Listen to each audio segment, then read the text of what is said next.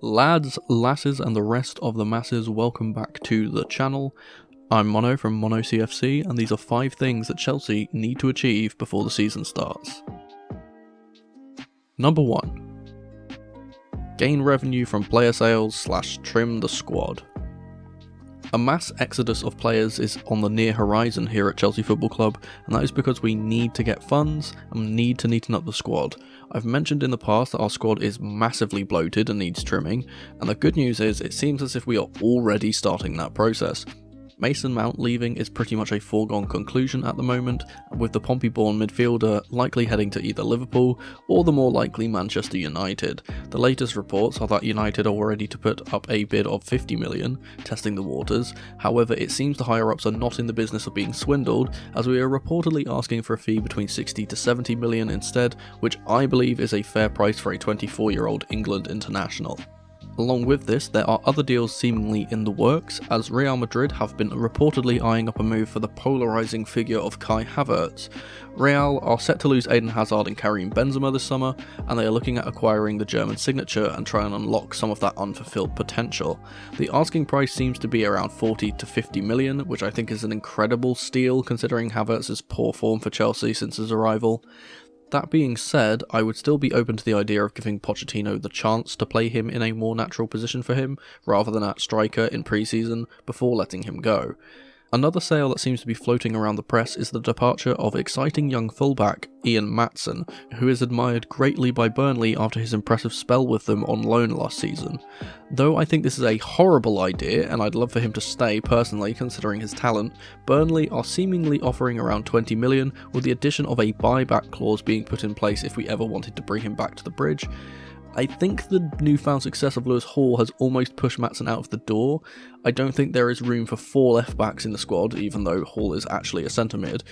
I would be gutted if he does leave, and I think there is absolutely no way we should sell him without the clause in place. Number 2. Recruit the right players. As well as the mass clear-out, a revolution is also happening in terms of recruitment, with some key positions needing to be filled, as I have touched on in the past. But it's not about just recruiting players, it's about recruiting the correct player for each position. We've seen in the past, under the old regime, that sometimes we have bought players that are nowhere near Chelsea standard and have never suited the team or settled, such as Malang Sarr, Baba Rahman, Saul, Zakaria, etc. Luckily for us, we have started to do that with some key players being targeted. We had the great intention of signing Manuel Ugarte until that move fell through due to PSG offering him a quite frankly ridiculously high wage of 10 million a year. Chelsea decided to pull out of the deal because we seem to not want to make the same mistake of overpaying for players or offering large wages, something I'll touch on later.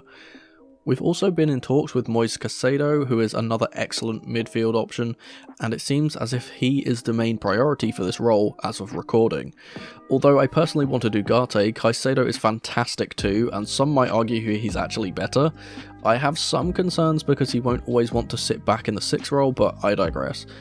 Another issue is that now that Brighton know that Caicedo is our main target, they're going to try and fleece us, and or try to get Levi Colwill at the same time, which I'm strongly against. We must keep him.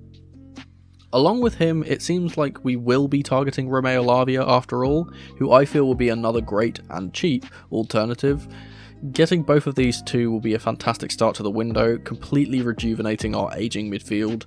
No reports have come out about any formal bids quite yet, and we'll have to keep a lookout for news about these deals as it comes. We are also, quite obviously, looking for striking options, with the touted targets being Vlahovic, Osimhen and Lautaro Martinez.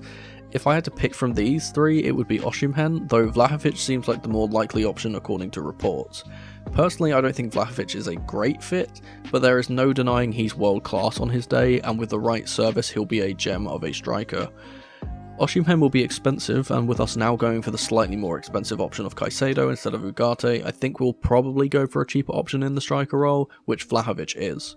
It's also worth noting that it's been reported today that Broja is on schedule to return from his knee injury for the preseason, so he will likely be back on the fold for that role if Pochettino wants to use him. Let's quickly talk goalkeepers now, because there has been some news about this position recently too. I think this is extremely important to get right, and the club seem to be taking the right approach, with a swap deal with Inter for Andre Onana being on the cards. The deal would see Edouard Mendy go the other way, with some cash along with him. Personally, I think this is a great deal. We get our new number one, who's one of the best options out there in his price range. We get rid of a player we no longer want/need, and get that number one at a reduced price due to the swap deal. It's a win-win-win in my eyes, and is incredibly smart business. Another report has said that we have bid 60 million for Mike Maignan, but I'm not sure on the source, and I personally think Milan would value him way higher anyway. He would genuinely be my first choice if money wasn't an issue, however. I do also just want to mention there has been some discussion about David Raya, and on behalf of all Chelsea fans I'd like to say no thanks, we'll pass. Real quick, before we get any further into the video, I'd like to ask you to please subscribe to the channel.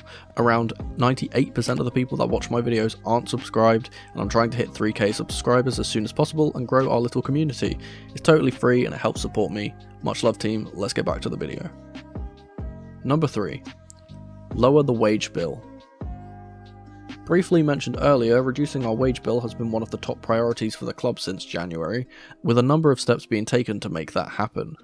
The elephant in the room is the aforementioned Mason Mount, who we are choosing to sell because he is asking for ridiculous wages. We seem to no longer have a tolerance for these incredibly inflated demands when discussing with players old and new, and it's great to see. As I touched on before, we've decided to pull out of the race to sign Ugarte because we are just not willing to pay 10 million a year for him. If we did that, he'd go up to our 5th highest paid player instantly, and that's not how the club seems to want to do things. We are now incentivising wage increases with good performances, such as the UCL clause in Enzo's contract, rather than large initial wage packages. Another player on high wages that we are seemingly looking to offload is N'Golo Kanté, and though I love the bloke to bits, I personally think it's a good idea. Kanté is currently earning a ginormous wage, and though I believe he has earned it, I don't think it's smart business to pay a player that much when they aren't fit for 70% of the season. I'm totally not against the idea of him staying, but with offers from Saudi Arabia looming, I can see why the owners might want to jump on the opportunity and reduce the wage bill. Reducing the wage bill impacts the entire squad, motivating players to play for the club and for trophies rather than for the money, with no disparity between players due to their differences in payment. It makes signing contract extensions much easier, as players won't demand to have wages similarly to the ridiculously higher earners like Mount is currently trying to do. Not only that, but it also impacts new signings too. With a lower wage bill, new players will look at what they are offered in comparison to the rest of the squad, and if it's comparable, they'll look at it in a more positive light, even if the offer is actually lower. This is a great bargaining tool to convince new signings to put up their signature on the dotted line, and overall just saves a ton of money for the club to spend on new signings. I think it's incredibly important to do, and we look like we are moving in the right direction. Number 4. Get the fans' faith back. It's not a secret that a lot of us fans have felt a disconnection with the club this last season, and with good reason too. Poor performances, poor decisions from the higher-ups, poor signings, etc. have just made watching and participating with the club a really draining experience for all involved. Think about it, when was the last time any of us were actually excited to watch us play? For the last few months especially, it's felt more like a chore than a hobby.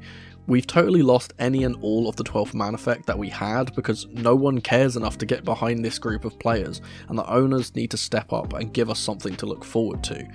They can do this in a few ways, and one of which is showing ambition with signings and being ruthless in the clear out. They have already seemed to start doing this, and it's great to see, but we need to see a little bit more as these next few weeks roll on.